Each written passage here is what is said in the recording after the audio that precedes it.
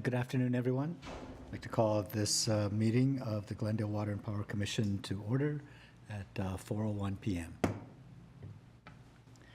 Could we do a roll call, please? Sure.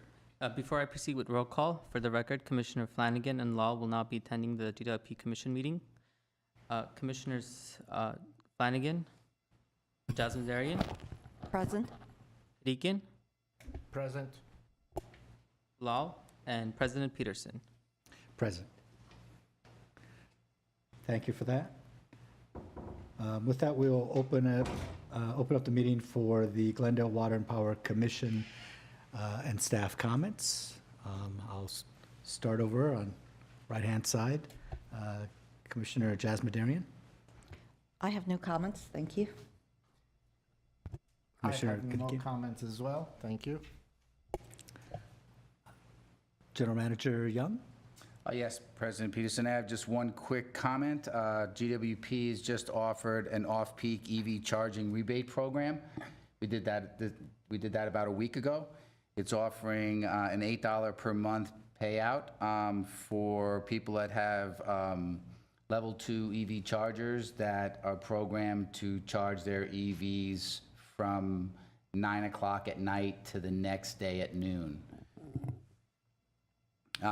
I guess the estimated compensation is about 1,300 miles of free miles. So anybody that has an EV charger and that lives in Glendale, please look at our website and sign up.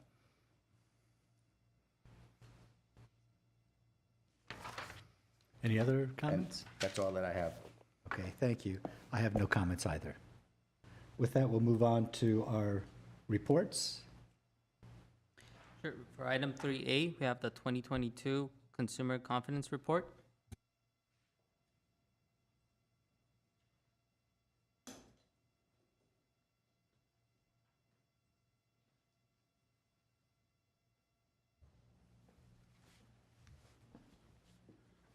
Good afternoon, President Peterson, Commissioners. My name is James Sines. I'm the Water Quality Manager, and this is the 2022 Consumer Confidence Report. Just a quick overview. We'll go over a little history of water quality, a little history of the water quality regulations, and the Consumer Confidence Report itself.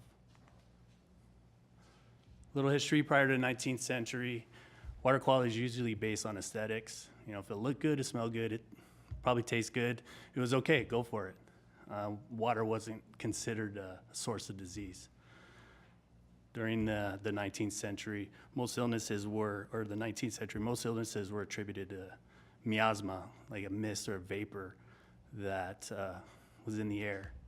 Most people contributed disease to this mist in the air.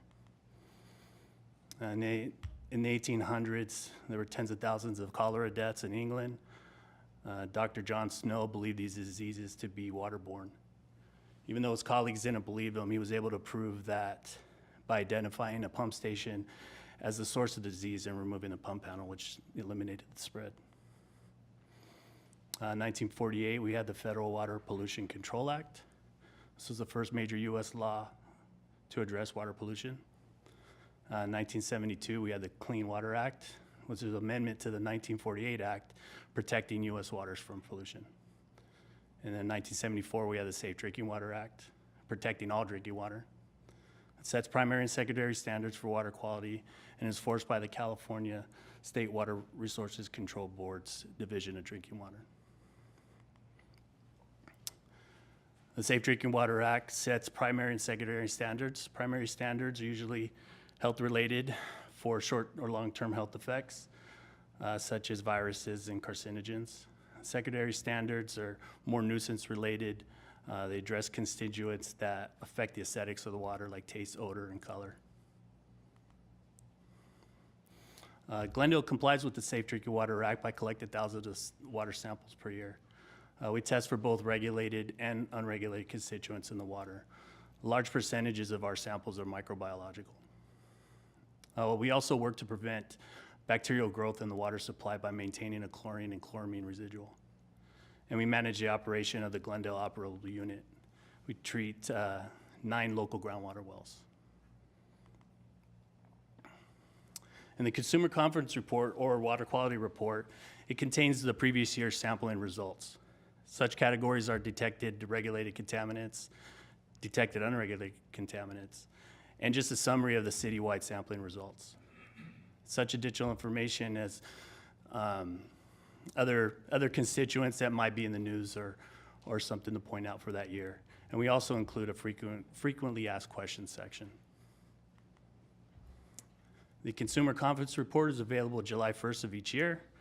A copy can also be found on their website, glendalewaterandpower.com, or hard copies can be requested by calling the following number. And with that, are there any questions? Any questions with the commissioners? Commissioner Jasmine Darian? So I haven't seen the report yet, but are there any levels of exceedance as far as the maximum contaminant levels go? No, they're not. So as far as the MCLs, we'd have no exceedances for the year. Other than the Superfund operable unit, no other sources in the city are exceed any MCLs. As far as the Superfund site, how many more years is it going to take to clean it up? Do we have a projection of that? You know? I'm not really sure with that. We've been cleaning up that site for the last couple decades, and we work to pull the plume in a certain direction. Commissioner Jasmine Darian, you know, actually the last estimate that I heard from EPA, it might be another 100 years. So, you know, it started out, I think it was originally going to be 15 years. And then all of the monitoring of test wells and kind of early warning wells and things like that.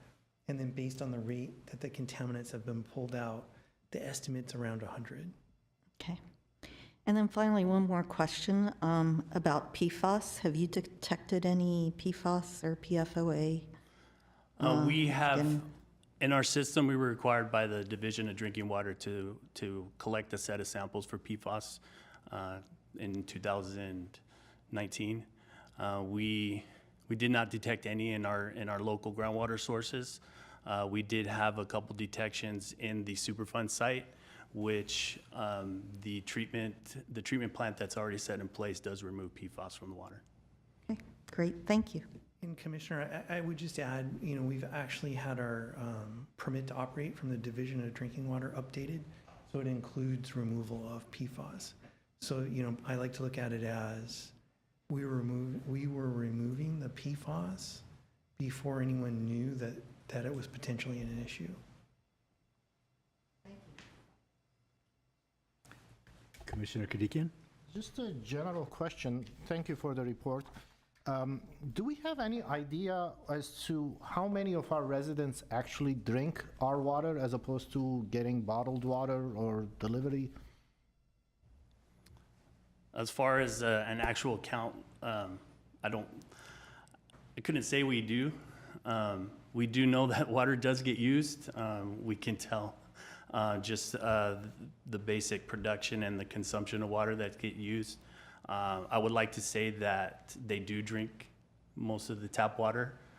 Tap water is, you know, very, very safe to drink. It's actually very cheap to drink compared to bottled water. Bottled water, you're paying, you know, at least, you know, a few dollars per gallon versus pennies for the tap water. So.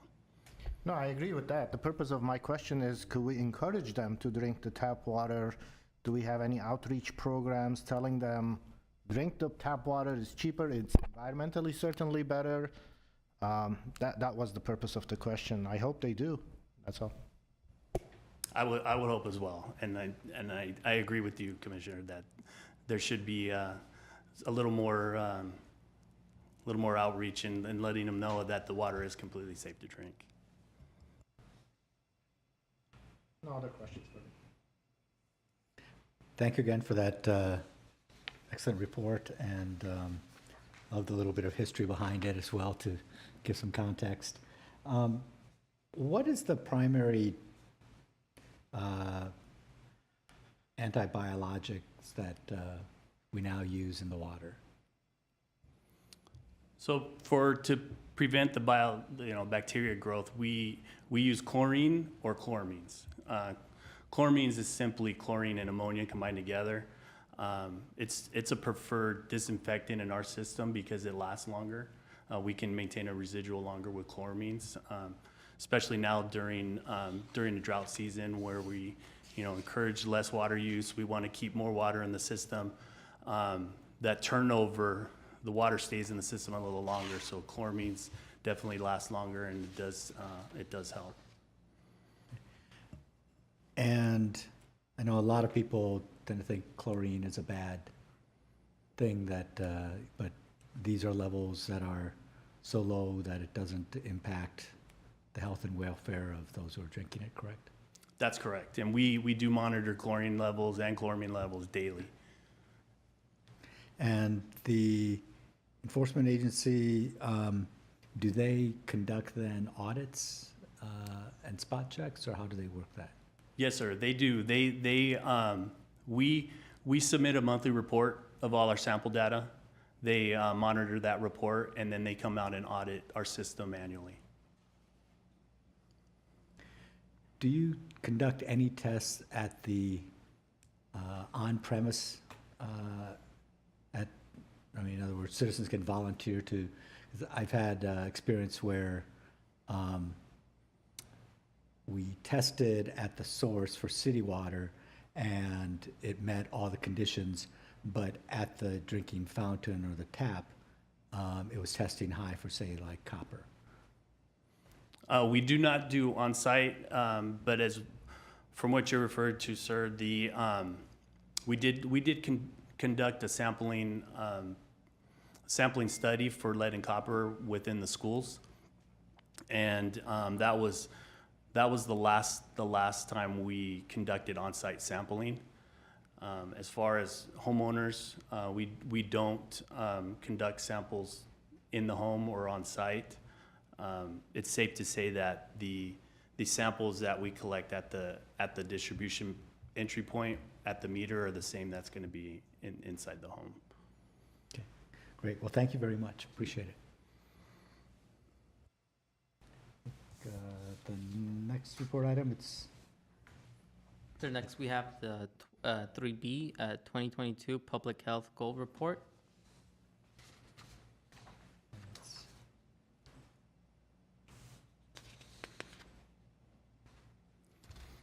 And now I'd like to present the 2022 Public Health Goal Report. The purpose of this report is to stay compliance with the Health and Safety Code by identifying each contaminant that exceeds the applicable public health goal, disclosing the numerical public health risks, identifying the category risks to public health, and describing the best available technology. Public health goals are not maximum contaminant levels.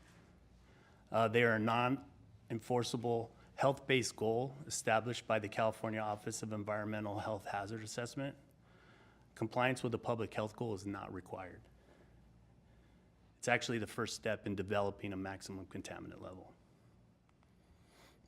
All water systems with more than 10,000 service connections must prepare a brief report every 3 years presenting information and hold a public meeting explaining the report. This will contain the contaminants that have been detected above the public health goal, health risk information for the detected contaminants, and a cost estimates for treatment technology to reduce the level of the given contaminant. The only contaminant identified exceeding the public health goal is tetrachloroethylene, referred to as PCE. PCE is a volatile organic compound used as a dry cleaning solvent or vapor degreasing solvent. The following table presents PCE detected at GWP drinking water sources at the level exceeding the public health goal. It also shows the public health goal, the maximum contaminant level, and the levels detected at each individual source. I think I am stuck. There we go. So as you see on the table, the MCL, maximum contaminant level for PCE, is 0.005 milligrams per liter. The PHG is 0.0006 milligrams per liter. And the associated wells that had detections above the PHG, but well below the maximum contaminant level. The category health risks associated with people who drink water containing PCE above the maximum contaminant level for many years could experience an increased risk of getting cancer. The numerical health risks of ingesting drinking water with PCE at the public health goal is 1 theoretical case of cancer in 1 million people drinking 2 liters of water every day for 70 years. The best available technologies for controlling VOCs include granular activated carbon and packed tower aeration. Cost estimates associated with granular activated carbon range from 58 cents to $2.71 for each 1,000 gallons processed. Packed tower aeration treatment costs are approximately 34 to 52 cents for each 1,000 gallons processed. Are there any questions? Commissioner Jasmine. I have no questions. Thank you. Commissioner Kadikian? No questions, thank you. Thank you again for the succinct report. Again, just for my own edification, so who sets the public health goals? The health goals set by the California Office of Environmental Health Hazard Assessment. So there's like a state It's level. a separate state Is agency. Is that then reviewed and adopted or modified at the local level? The agency sets the public health goal, and the state regional control board uses that data to set a maximum contaminant level. So the idea is for the Office of OEHA, the Office of Environmental Health Hazard Assessment, to set the PHG, and the state would then review that data and try to create an MCL as close as feasibly possible to that public health goal. I guess I'm trying to understand, since we've just are still going through this pandemic, I think all of us has become a lot more aware of the authority and power of and ubiquitousness of public health agencies and authorities. And so I'm trying to understand how this fits in with sort of the state public health organization and then the county public health departments and various municipalities who have them, whether they are somehow linked or if this is completely independent solely just for water quality or. This is completely independent solely Okay. for water quality, yes, sir. Got it. Thank you for that. I have no further questions or comments. Thank you. Next agenda item is item 3C, water conservation update.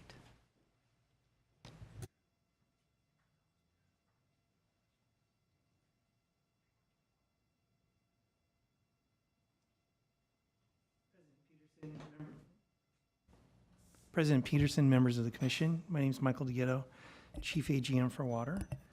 And I'm going to give an update, on our current water conservation issues. And I always start with the sources of our water, just because to give context, that it matters what happens at the state in the Sierras, and it matters what happens on the Colorado River for Glendale, because those are really the big part of our water supply, almost 60%.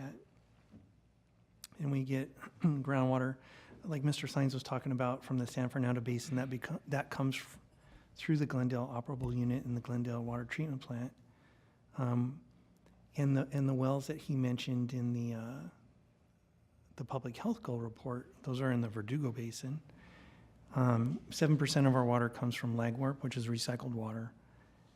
And then I always show, our demand at the 100% level, right? Because we need to meet our demands. And then the rest of that water we make up with water from Metropolitan Water District. So again, it's a regional water supply. comes from the Sierras and from the Colorado River Basin. Right now, the big issue at the state is related to water that comes through the State Water Project, which is the water that comes from Lake Oroville through the Bay Delta, and then down to Metropolitan's treatment plants, as well as water coming from the Colorado River Basin through the Colorado River Aqueduct. So one thing that's coming and in the region with Metropolitan as well as neighboring agencies, we're going to be asking everyone not to water at all outdoors for 2 weeks starting September 6th. So we're not going to go to council and implement kind of like the phase 5 of our mandatory conservation. This is just going to be an outreach effort in the region, because right now we're on 2 days a week watering, our phase 3. We're getting 100% of our water from the Colorado River supplies. But that's going to be impacted because Metropolitan actually has to do maintenance on one of the lines that supplies that water to the treatment plant where we get water from, which is the Weymouth treatment plant. And that all goes back to what I was showing about, it's a regional water supply. So it just turns out that there is an issue where Metropolitan has to do a shutdown on one of the feeders.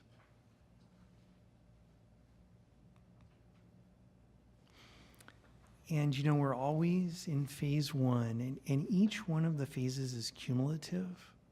So no one should ever be wasting water. You know, no one should ever be having their sprinklers run out on the street, run out on the sidewalk. You know, the things about the watering times, to really water like when the sun's not shining and the water evaporates. Those are always in effect. And right now we're in phase 3, so it's 2 days a week, Tuesdays and Saturdays, for no more than 10 minutes per station. And even as soon as we went to phase 2, you're not supposed to go out and plant turf and water it a lot to get it established. The only thing that you could really be planting is California-friendly landscaping, and you should defer any kind of other new landscaping till after we go back to phase 1. And just like I said, the phase 1 is the no water waste policy. And again, you know, when I talk about stations and no more than 10 minutes per station, you know, a station would be those valves that I showed to the right, which are the irrigation control valves. So each one of those is a station. And maybe they control 4 to 6 sprinklers.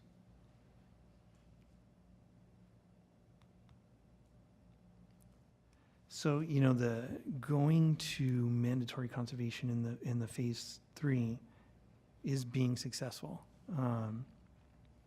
So we're down almost 12% June 2022 compared to June 2021. And it's basically the green line with the yellow boxes is this year. And we're still 26% lower than we were in June of 2013. And so since August, which is when we first went to phase 2, and we've been in phase 3 since February, the residents and businesses have saved 500 million gallons of water. And this is something that, you know, comes out in the news a lot, especially in earlier months. I would read things about, oh, there's backsliding, oh, people are using more. Well, you know, to me, it's February. So February is already a low month. So the percentages might be different. Just knowing that, what we're going to be doing is shaving that peak off in the summer by going into our mandatory conservation.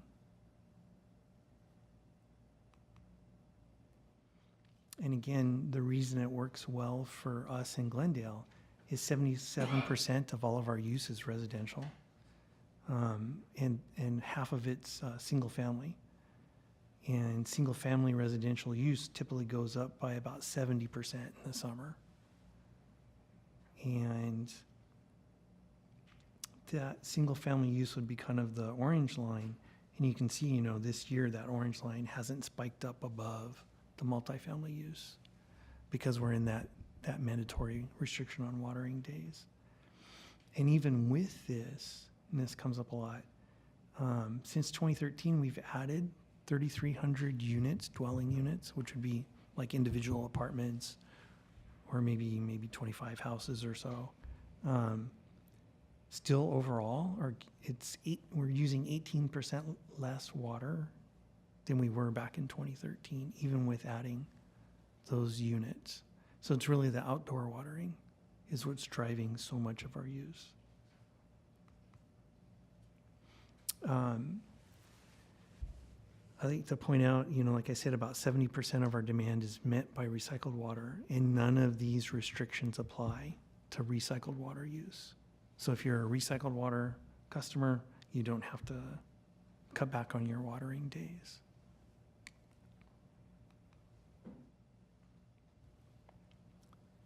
And because of good rate making, we have a drought charge. And so right now it's about 60 cents per 1,000 gallons. And that's going to help us not need to ask for as big of a rate increase the next time that we do our cost of service analysis. And we have so many programs to help people kind of deal with this. That one of the best ones would be our $2 per square foot turf removal rebates.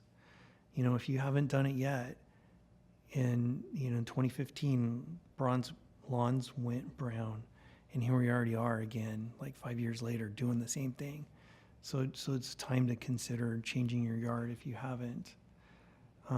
We've got this rebate for a non-permit gray water system, which is basically taking water from your washing machine and putting it in a planter. We've got the smart home upgrade programs, the Water Insight, which is, I'm kind of showing a sample there. Make sure that you go in and keep your emails updated and sign up to get these kind of alerts. It basically sends an automated alert that says, hey, you might have a leak on your side of the meter. And that'll give you a chance to call a plumber or to kind of go troubleshoot it yourself if you're handy with that sort of thing. And just, it's been really successful, our turf rebate program. So since 2014, 480 residents have removed 732,000 square feet of turf and have received $1.4 million of rebates. In that same time period, 27 commercial customers have removed 1.7 million square feet of turf with a rebate of almost $3.4 million. And I like to kind of tout GWP, but 5 of those 26 rebates were for GWP sites where we've removed 38,000 square feet of turf. And we got rebates of about $50,000 to do that. Again, for home upgrades, which is like high efficiency toilets, weather-based irrigation systems, and other kind of water saving items. We've issued 4,400 residential rebates for $280,000 since 2008. And we've issued over 7,100 commercial rebates. Again, $1 million since 2013. And like I said, the biggest way, for someone with a house would be to change your landscaping. And our webpage has multiple sites you can go to, but this one's really nice. The My Smart Garden, you can look at sort of examples of how a yard might look, and you can scroll over individual plants, and it kind of gives you like a summary or a pop-up, and it talks all about that plant. Like, should you plant it in the shady side? Should it be on the sunny side? How big will it grow? When will it bloom? And things like that. And then as far as outreach goes, we issued our press release when we went to phase 3. I had an interview with CBS. We keep doing social media outreach, and just from that first one, we had 3,000 impressions. I did an interview on Channel 5 in February. Every Wednesday, we have like a water tip Wednesday that we post. We've got all that information on our webpage. I have a water conservation video that sometimes even is kind of scrolling in here before the meetings start. We've got the water insight. So if you're signed up for that, it'll send you emails and kind of just information about what phases we're in. We did information on our bills, a city connection article, this thing called the envelope snipe, which is kind of just printing on the outside of the envelopes. It says, what phase we're in. We've got our From the Source newsletter. We did Beeline bus advertising from April through June. They had messages on the side of the buses. I did an interview on Channel 5 again in May. Spectrum News May 3rd again in May. I had a 20-minute interview on KABC. It was like Eyewitness Newsmakers, which is like a Sunday program it was a whole 20 minutes. I thought that was a good one. And then I just did another one on Channel 7 again on July 6th. Enforcement and monitoring. So since from March to June, because that's the data I had for this report, we sent out 280 first violation letters, 42 second violations, 11 third violations,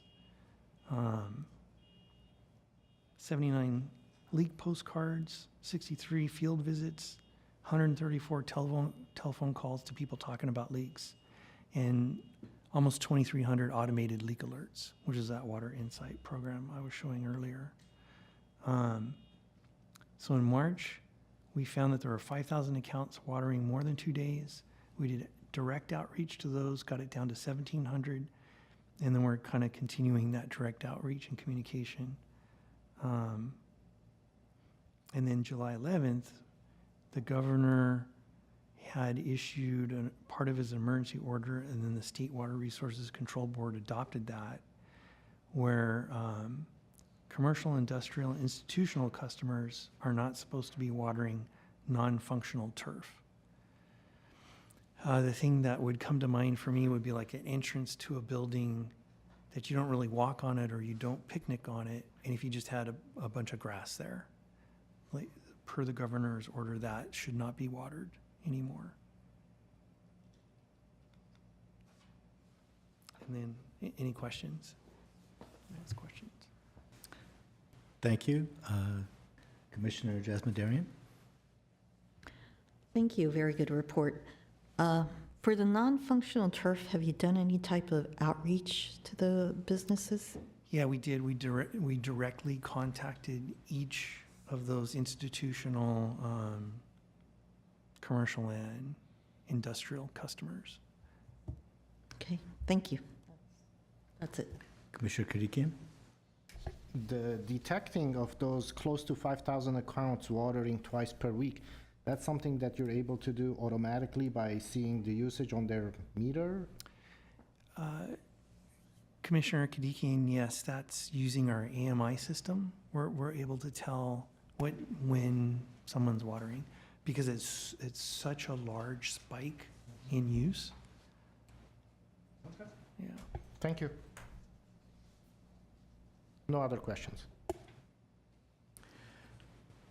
So based on what I'm seeing here, I take it that the system doesn't have any capacity constraints in terms of water generation per se, because you're not trying to do a load leveling. You're having everybody water on Tuesday and Saturday, rather than half the people water Monday, Friday, and half do Tuesday, Saturday, something like that. So is that a fair understanding? Yeah, President Peterson, yeah, that's true. Really, there's two parts to that. One would be a lot of times, especially before 2013, everybody would water on this every day, right? So that would be maybe the maximum constraint. But really, for us, the biggest constraints would be opening a fire hydrant to fight a fire, or one of our pumps at our pump stations, or two of our pumps turning on would be a much bigger shock to the system than just everybody turning on their sprinklers over that time span of the evening. Okay. And then I have more of a comment. So the numbers that you were talking about, the 1.7 million square feet of turf removal and the 38,000 that was a GWP one, just to put that into context for the public record is, so GWP took a little less than an acre off. Yeah, 56,000 square feet for GWP. I thought you said it was 38,000. Was it 38? Yeah. Maybe it was $56,000, yeah. Yes, it was $50,198. All right. But, and then the 1.7 million square feet represents about 43 acres. And just to put that into context, the main Verdugo campus of Glendale Community College is about 43 acres. It's about the same. So if you want to kind of give yourself that's a a good context of what we're talking about. So it's admirable, but at the same time, obviously, if we can take more off, it would be great. But thank you for this great information. That's all I have. So I guess we'll move on to the next item, 3D as in Delta, our favorite topic. Grayson Repowering Project, project status, and the Wartsila delay impacts.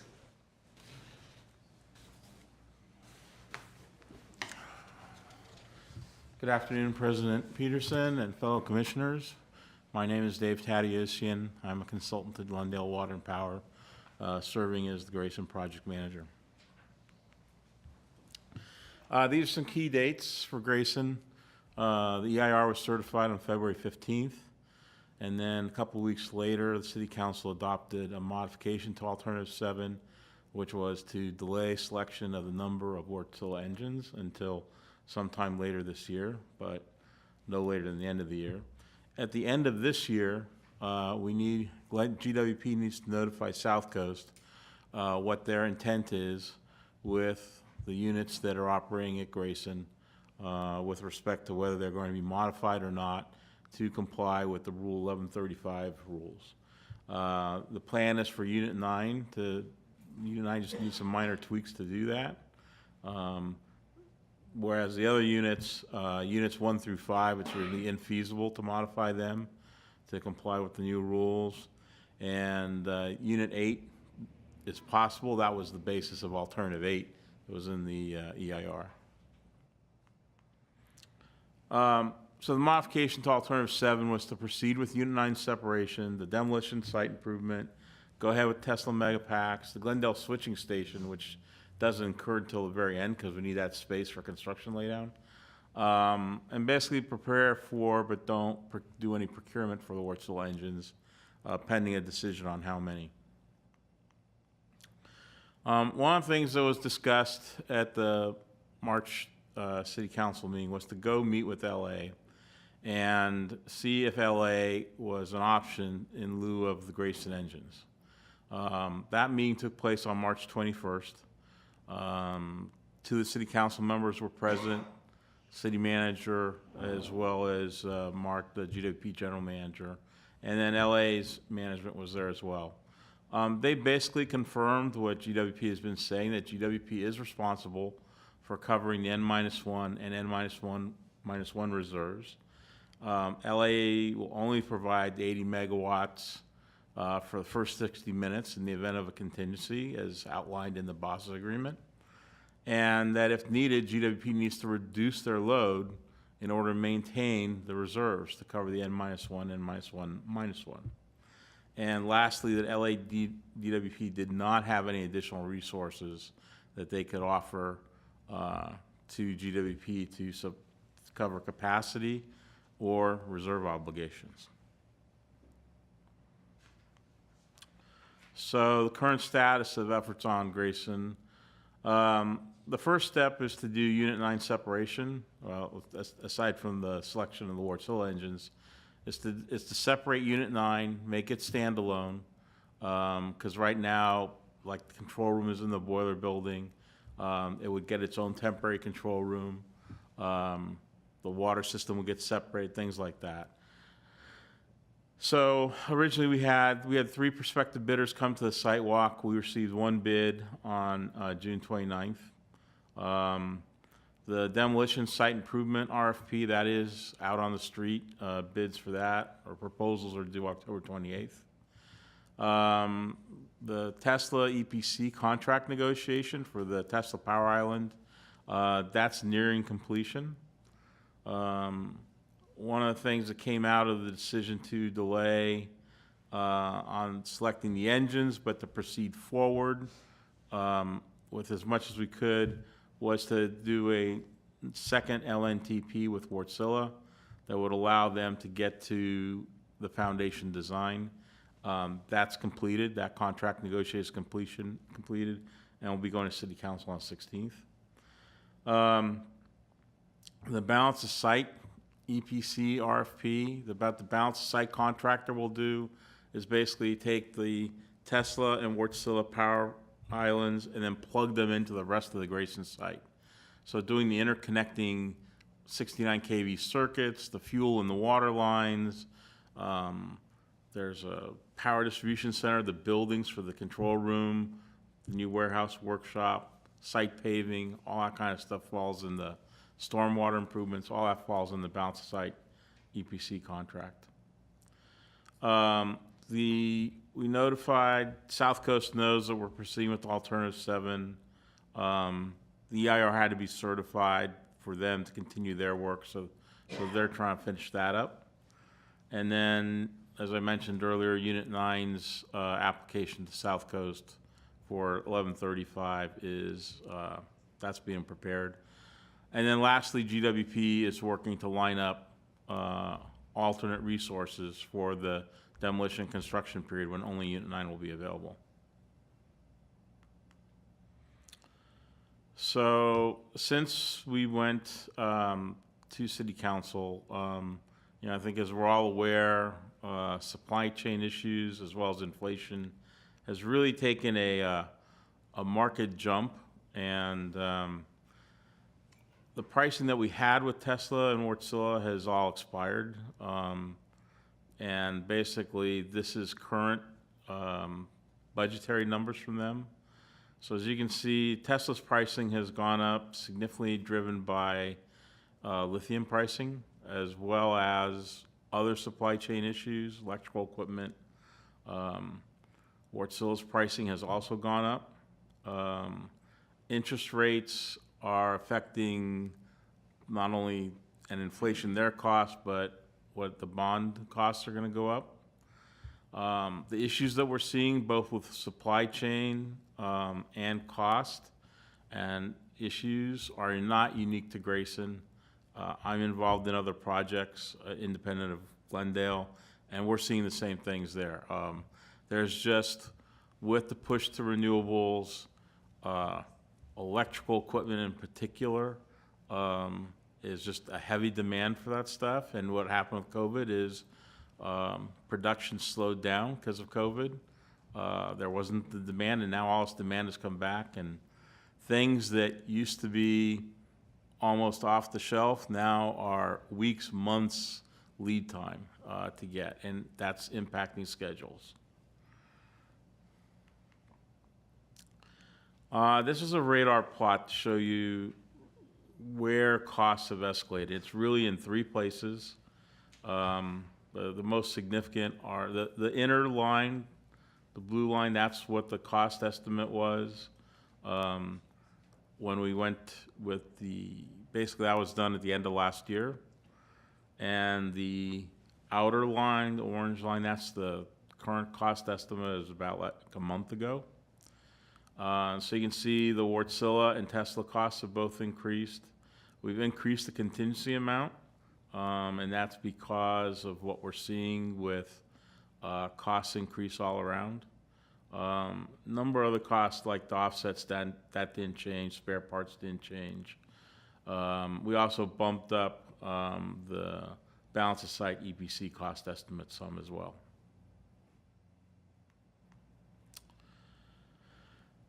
There's a lot here, but I'm going to try and keep it simple. There's two. This is the current schedule with the second LNTP, and the next slide is going to show the schedule if we don't do the second LNTP. The key thing here to see is where the Wartsilla LNTP, you can see it starts next month in September. And the big advantage of that is that you can see how it leads the balance of site EPC engineering.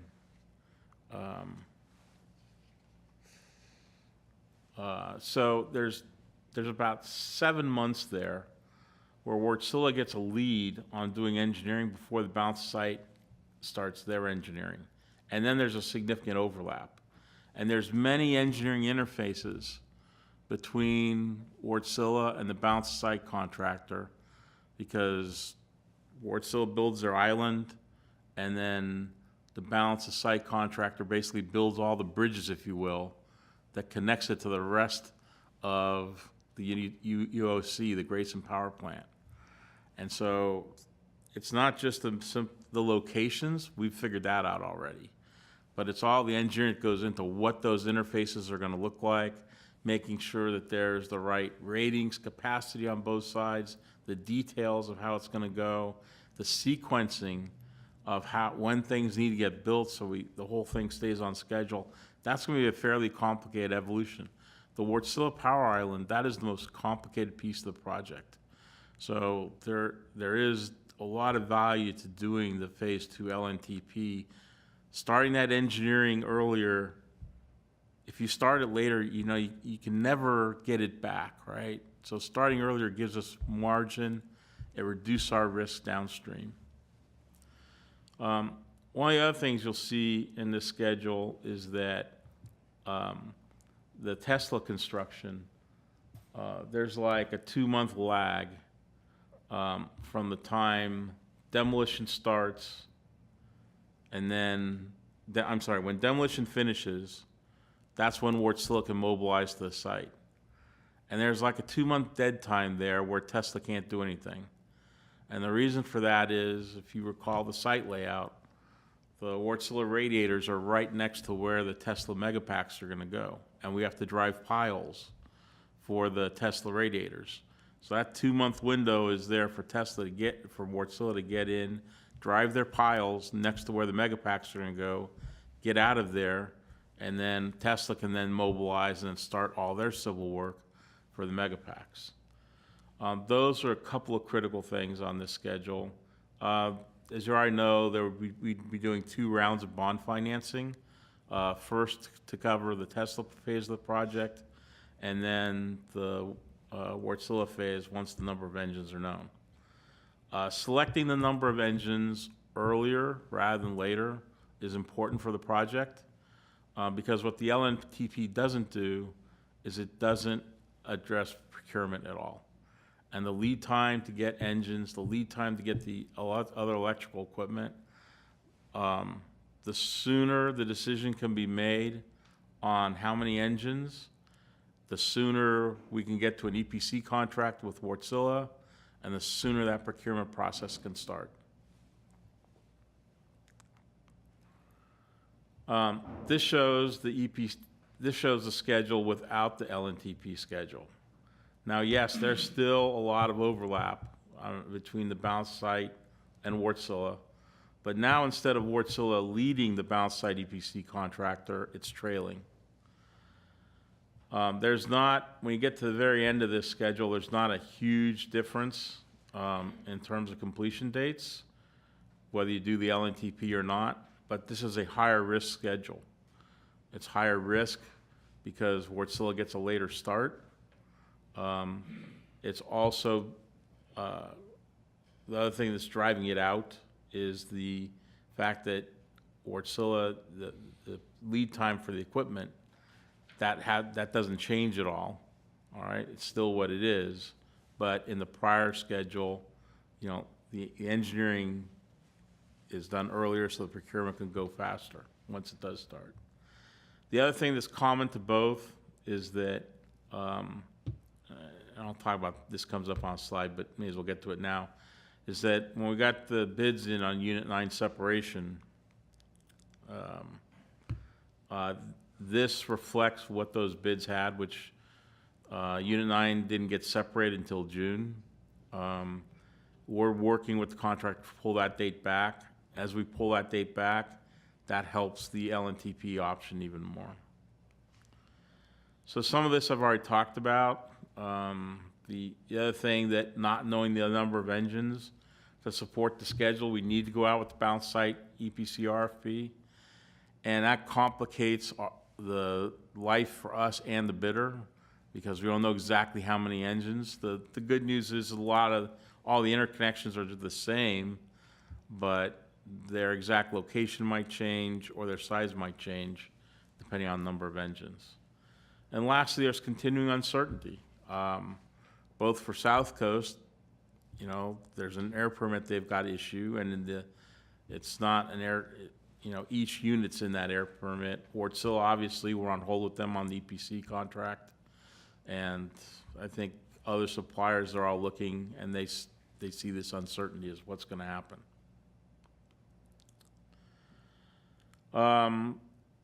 We worked with Wartsila quite a bit on the LNTP schedule. I know the hope, the expectation was, well, all they got to do is just the foundation design. But it's really one part of a more complicated puzzle. Their standard design process, it's 15 months from the time they start to getting to foundation designs that are ready to be issued for construction. Because in order to get those foundation designs done, you have to locate all the things that are coming up through the foundations, the piping, the electrical. So yeah, it's doing civil foundations, but there's a lot of other non-civil work that needs to be done in advance so that civil design can be finalized. So that's a 15-month process. Driving the piles, where I talked about, I think a lot of this I covered in my earlier comments. I think we talked about a lot of this as well. So other impacts, this is the Unit 9 issue. We're working with the contract, the Unit 9 separation contractor. Their schedule came in later because of supply chain issues. We need to get that contract authorized soon so they can start the procurement process. And even starting this summer, that's what the bids were based upon, they wouldn't finish till June. We've been talking with them. We think we've come up with some mitigating strategies by modifying the design and doing some other stuff that they could pull their date back. That's important for a couple of reasons. One, helps pull the whole schedule forward. And secondly, Unit 9 has to take an outage at some point towards the end of that process. Right now, that outage would occur in May or June, and that's really not desirable. Once we take that outage on Unit 9, Units 1 through 8 would no longer be available. May, June's getting into summer of next year, so we want to take that outage earlier, March, April. So we're trying to pull that Unit 9 date back. So August 16th, we're going to City Council. Basically, we want to get the Wartsila contract award the Unit 9 separation contract. There's change orders with Black & Veatch, Stantec, and Clean Power Consulting Partners, which is me. Basically to now move forward, having gotten the EIR certified, move forward into the next phase of the project, which is doing the Unit 9 separation, doing demolition, and starting the engineering process with Tesla and Wartsila. And at this point, I would like to turn it over to Chi to talk about the distributed energy resources. Thank you.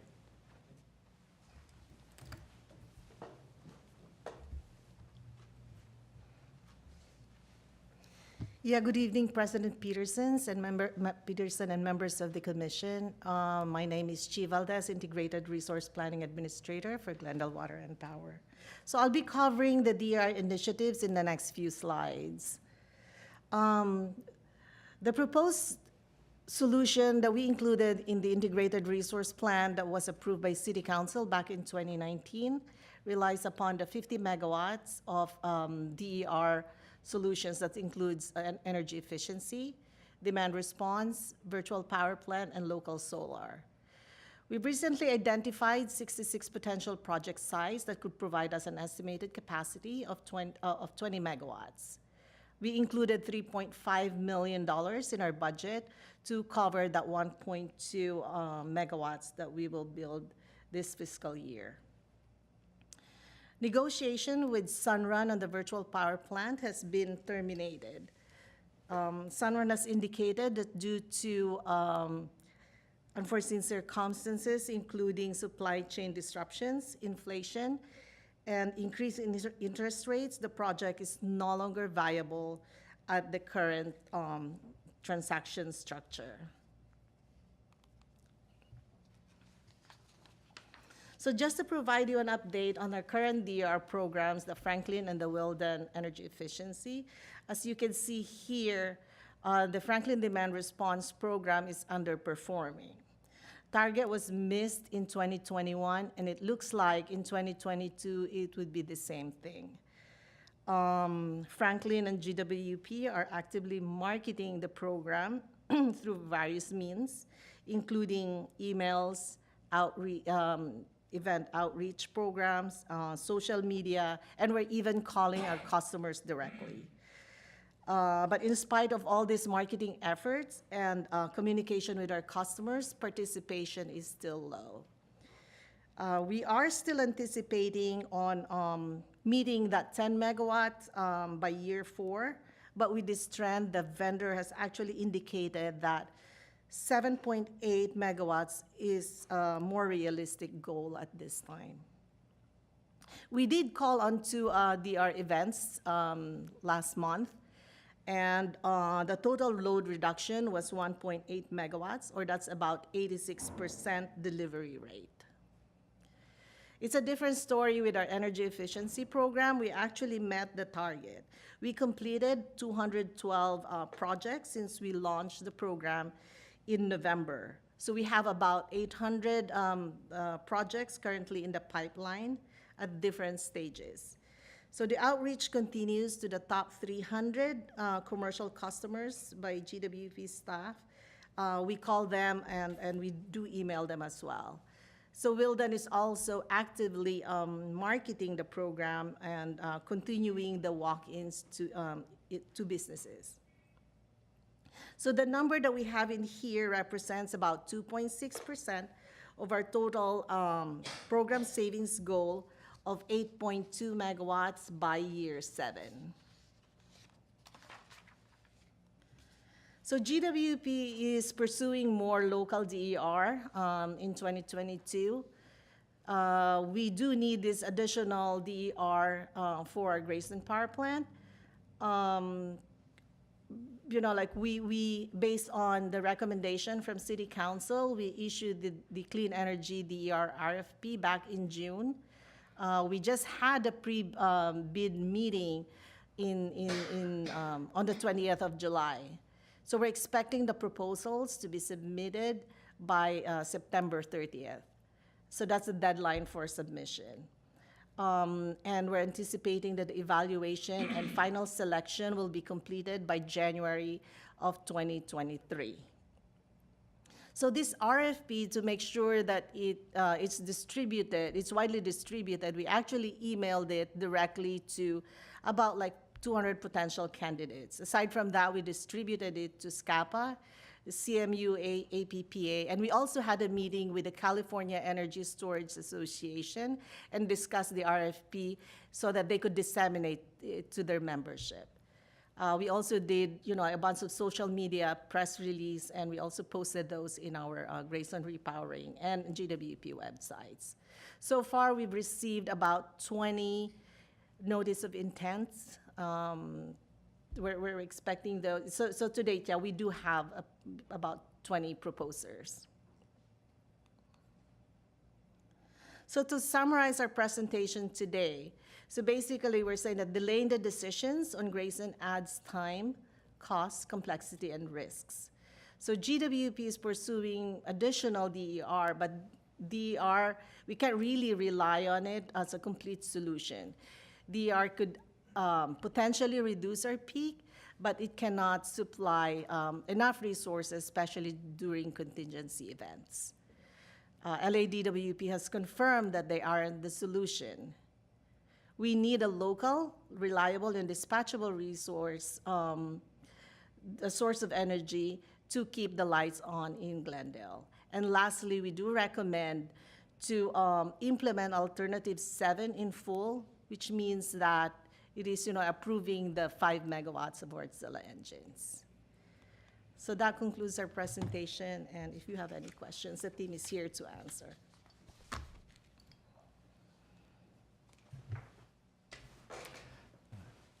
Commissioner Jasmine Darian? I have two questions. The first one is, with all of these increased costs, what are the impacts on the rates? Has an analysis been done of that yet? Commissioner Jasmine Darian, we did a preliminary cost of service on the projects prior to supply chain and interest rate hikes. The problem with doing the COSA is if we do the analysis and don't institute the COSA, the work of the COSA was kind of useless. So we have to get a little bit closer to being able to identify what the ideal portfolio is going to be. We'll run it, act on the portfolio, and then we'll have the adjustments. But the rate impacts are pretty high. In the original clean energy RFP, I believe it was 27 to 35% rate increase, not counting the Grayson repower. Okay. Also, considering the cancellation of Sunrun and everything else that's going on, how much has the risk of outages increased and the number of customers impacted?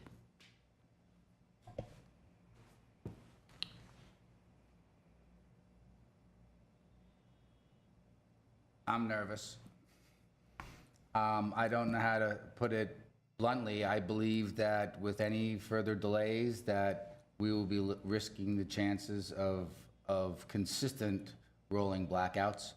When I spoke to Los Angeles, and they said that if we didn't have the reserves that were required of us, we were to reduce load. That's a nice way of saying we're going to turn people's lights off. So we'll have to maintain our reserves and turn people's lights off in the event that we don't have the needed energy. The added complexity of supply chain is causing a problem because we're trying to get it taken care of. And even if we want to get it taken care of, like Mr. Tatatosian said, it's taking longer to actually act on those programs. It could take a year or more just to get a transformer. So I'm very concerned that in the event that we start to get this ball rolling with electrification of buildings and electrification of vehicles, that we're going down a very slippery slope. Thank you, that's it. Commissioner Kadikian? Thank you for this presentation. I do have a couple of questions. With regards to the March 21st meeting with the LADWP, with city council members attending, is there like a public minutes of that meeting or a public report that we can see who were the council members who attended, what was said, what was clarified, what was the issue or confusion or concerns raised? Is that information public?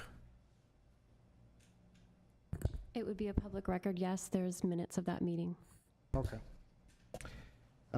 The second thing I wanted to ask, and maybe for GWB to consider when they're doing this presentation or similar to it to City Council on August 16, is this GWP commission here sent a letter, I believe about a month ago, to council expressing our grave concern.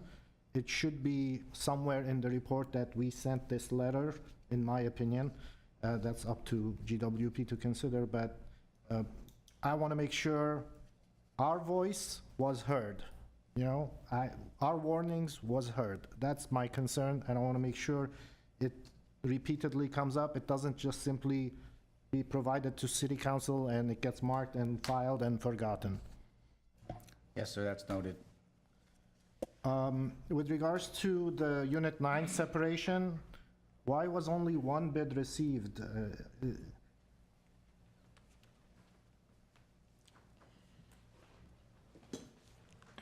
As I said, we had 3 people come to the pre-bid meeting. Partway through the bidding process, one of them wrote a note to us saying that they had decided not to bid the project. We were hoping to get 2 bids. Ultimately, we only received the 1 bid. Now, this one bid that we got, is it within the realm of our anticipated number, or is it way out there? No, it was a public bid opening, so ARB was the bidder. Their bid price was in line with what our estimate had been. And ARB is a well-known power plant EPC firm. They've done work at Grayson and for GWP for many years. They have a good relationship with GWP, so they're a very competent firm to do the work. Yeah, okay, that's good. My concern is always whenever there's one bid, and we don't just grab it because we don't have no other choice. But as long as it's within the guidelines, that's fine. Tesla pricing has increased by 45% because it has expired, you indicated, or somebody indicated. Was there a deadline saying you guys have to decide by this date, that's our guarantee? And was that date kind of known to decision makers? So the Tesla proposal that we got was originally in response to the 2018 Clean Energy RFP. And there was a proposal validity period. I actually don't remember off the top what it was, but it's long since expired now that we're in 2022. And it was not backed by a proposal bond. Okay.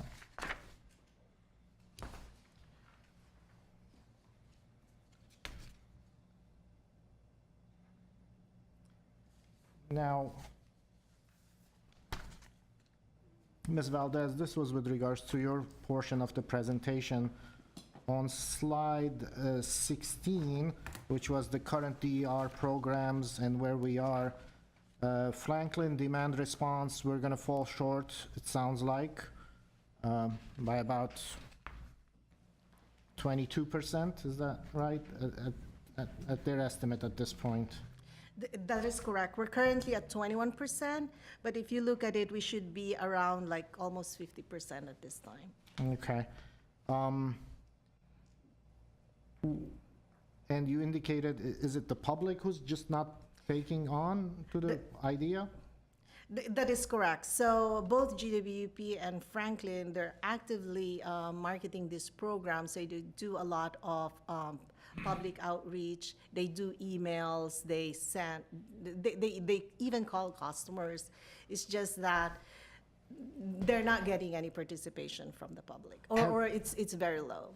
Have you heard back as to what is the pushback that they are getting from the public? Is it, well, I don't like the idea of giving control, or what is it that the pushback that we're getting? That's the first one that, like they're adamant, I guess, like of giving up control of their thermostats. And then the second one for CNI customers, for commercial and industrial, it's the time, I think, because we wanted to be a dispatchable resource, right? So, and they wanted it to be scheduled like way ahead of time. So those kind of stuff. But we have defined in the contract the requirements. So we are negotiating or talking to the vendor if there's anything that we could do with that one. With regards to the Wild and Energy Efficiency Program, I know we met it, but we are right in the beginning. This is the this is the first year, and it's a very low number. Statistically, I wouldn't say we're on track at this point yet. I mean, it is like we're on track, but the future years, it seems to be, there's going to be much more ramping up in the energy saving goals. We have about 800 projects, at least for fiscal year 2 or 3. Do you think we're going to be close to our projections based on the 800 current projects we have? Yeah, based on the latest data that we have, that we will be able to meet our year 2 target. I know that this one is only about 2%, 2.6% for the first year, but we are anticipating it to be like on track, at least on the second year. Okay, thank you. Commissioner Kadiki, you can see in the Franklin demand response, those numbers are very small, 3.1 Yes. megawatts, 2.5 megawatts. So even if they were at 100%, we're reducing the load by 2.3 megawatts, and we're having a hard time reducing the load by 2.3 megawatts. Yeah. With regards to pursuing more DER into 2022, and I just want to make the note, and I know you indicated it, Ms. Valdez, that this is, GWP needs additional DER in addition to Grayson. Is that correct? This is not a substitute for Grayson, and we're still trying to seek more DER. Is that correct?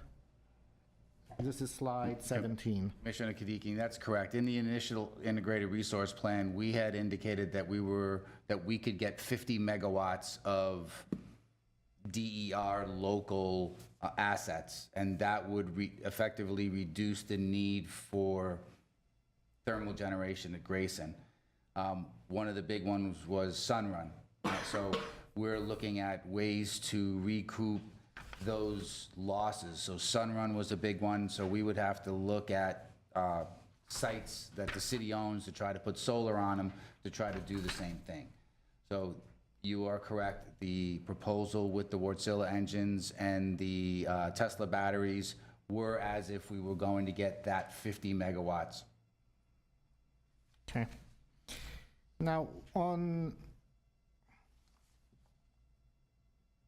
slide 9 or even slide 8, it indicates that decision of numbers on Wärtsilä is up until December of this year.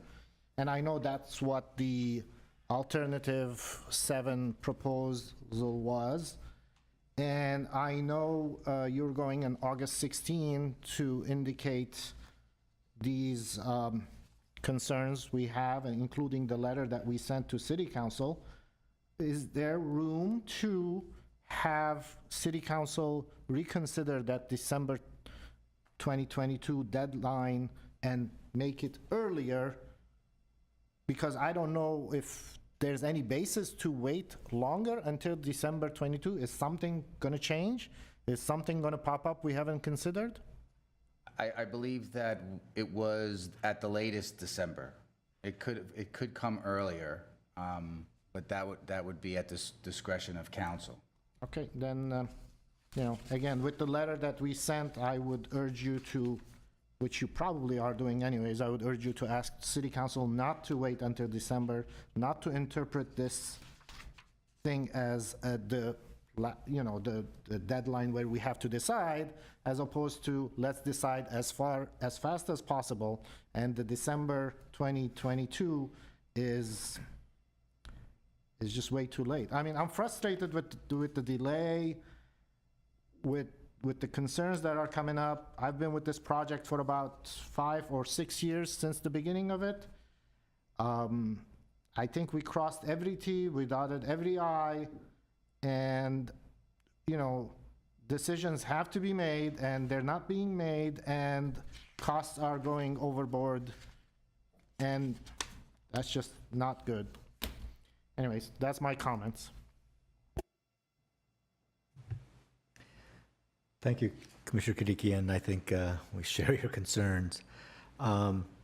It's my comments, the overriding takeaway for me from what I'm hearing is that even if we had an infinite amount of money, it doesn't solve it. We can't buy, first of all, the stuff isn't there. Even if we write the check, it won't get here for months. I know, like, I'm trying to buy switchgear and it's taking, they're telling me 18 months for nothing special kinds of stuff. I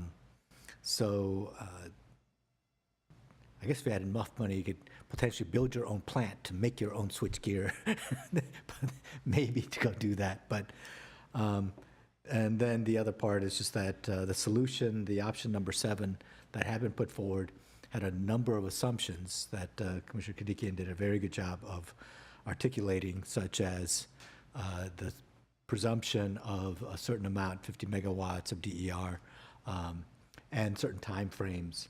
And what I'm hearing is that it is highly unlikely that any of those assumptions are going to come true. So again, the option 7, which was to have the minimum amount of, try to minimize the number of Wärtsilä generators that we would need, is predicated on a number of presumptions that have failed to materialize, and the trajectory of those assumptions is diverging greater and greater from the actualities that we have. And to continue to assume that somehow we're going to do a makeup of those basic assumptions seems to be complete fantasy. And I guess I would urge GWP to articulate these things in the most graphic, plain terms. Maybe use analogies. In my work, I like to try to use analogies that people can relate to, usually something to do with your home or your car, because most people have some way of relating to that. One thing that I think I've touched on, which if I could make the request, and again, I don't know, you may not have the time, but I think you may be able to do the quick Google type of thing for this. But again, if we could quantify the impact. So it's one thing to say, we're going to turn off the lights. And people will say, fine, I can be in the dark for a little bit. That's not a problem. I'll light a candle. But if we quantify it with, at any given time in the city of Glendale and in the service area of GWP, if we say, what is the number of people in critical care beds? What are the number of residents that we have in nursing homes and in senior assisted living?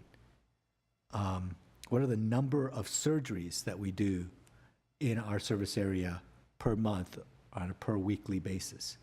And what we can say is that when we turn the lights off, these are the people that get immediately impacted. The ventilators that don't get to run, the AC units that can't keep seniors who are most vulnerable in an environment that's comfortable, and the surgeries that aren't going to happen. And these aren't going to be surgeries just to do nip-tuck type of things, but we're talking critical ones for coronary surgery or renal surgeries. I think if you quantified it that way, I would suggest that this is a relatively simple exercise. It would certainly make it more stark and understandable for the city council that when they are making choices to delay a choice, that they are putting lives and health truly at risk. My last comment is just that the escalations that are happening with regard to, so the numbers you're looking at, the 45% increase on Tesla, the 26% on the Wärtsiläs, those are trailing indicators. That's what they've gone up from there till now, which is not indicative of what they're going to be going forward. We know that inflation is escalating and that the supply chain is not getting better. So the same amount of time between January to now, from now to the same period of time, we'll see something more than a 45% increase on Tesla and more than a 27% increase on the Wärtsilä. What it's really saying is that from January to the end of this calendar year, we're really seeing a minimum, a doubling of the cost just in 1 year. So again, if that could be articulated in plain terms, that's what I would suggest. And again, I would add my concurrence with Commissioner Kadikian's request to put the Commission's very strong concern articulated in our letter and again in this meeting as well. May I, President Peterson? From an environmental perspective, there's an impact as well of not making this decision. And Mr. Peterson, President Peterson was giving good examples of life threats and what have you with regards to energy cuts. But as a simple example, I live in a building, It's a high-rise. It has elevators that run all the time. And if power breaks, those elevators are going to be stopped, and somebody's going to be stuck in it. There's always something happening. And there's plenty of elevators in Glendale. And guess what they're going to do the second they get stuck in an elevator? They're going to call the fire trucks, which, they're not on electricity. So they're going to be running around Glendale to get these people out of those elevators, and they have to. So I'm not sure what environmental savings did we do by risking these kinds of decisions, which ultimately will end up having big red diesel trucks running left and right to save people, and I'm not sure what kind of environmental impact that's going to happen. So sometimes we focus so narrowly as to what we want, we don't see the bigger picture, and sometimes, unfortunately, the way these decisions are happening, instead of coming to the right decision together, it's turning into an adversarial proceedings as to I want to win and you want to win, and I'll say whatever I have to say just to win. Where the real objective of what this commission is trying to do, which I believe what GWP is trying to do, is get the right decision, not the winning decision or the losing decision, but the right decision. And I hope everybody joins on that kind of thinking instead of saying, I want to advocate, everybody's becoming an attorney, they want to advocate and win, as opposed to come to a solution that gets the right job done. Anyways, those are my comments. Thank you, Commissioner Kadikian. So with that, thank you for these reports. Again, our favorite topic of the trying to repower Grayson, if we could add that we have urgency. Yep, that'll be the next item is the oral communications that we have. They may have public comments. Oh, do we have a couple on this topic? Okay, We have no callers on this topic. okay. So we'll move on to item 4, oral communications. This is discussion for items not part of the agenda. Each speaker is allowed 5 minutes, and commissioners may ask questions or respond, but there will be no debate or decisions made. We have no callers. Okay.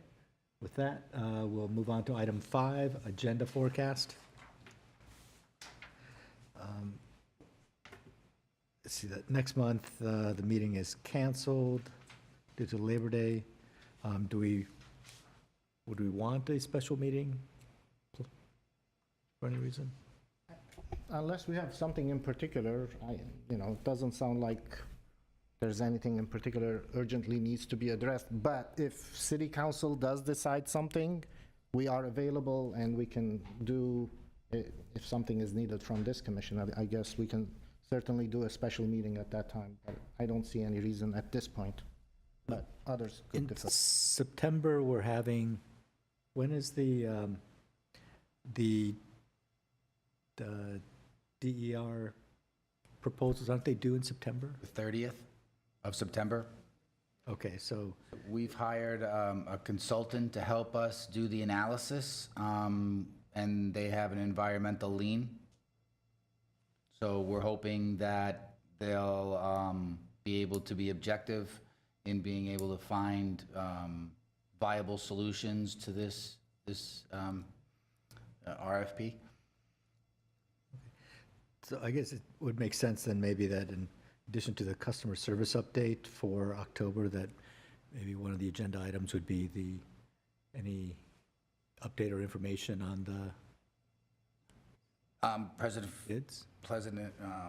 I think it's a little premature because I think that the 30th is probably a Friday.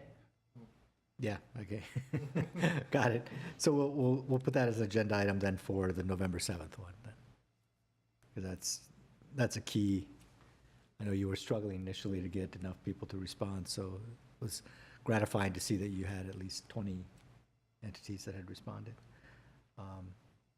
Anything in December? I mean, hopefully not. Hopefully, city council has decided and we don't have an issue to decide in December, so hopefully not. Yeah, so it looks like that what we might, if there's I think you said it very well, Commissioner Kadikian, that if in September, there needs to be a readout or an explanation of what happened with the city council, and it may warrant us doing a response of some kind, that I think we'd be open to scheduling something, but that, pending what the outcome is on August 16th, we can kind of hold that, but there's a possibility of a special meeting if you think it would be beneficial. We'll keep that in mind. I would like a couple of things on the agenda. Just an update on how well the conservation went for the 2-week shutdown would be great. And then a discussion or an information item on the Colorado River system and what is going on there for the commission. And then finally, there were some recommendations made with our recommendation for Grayson. So if you can give us an update on how any of those actions are going.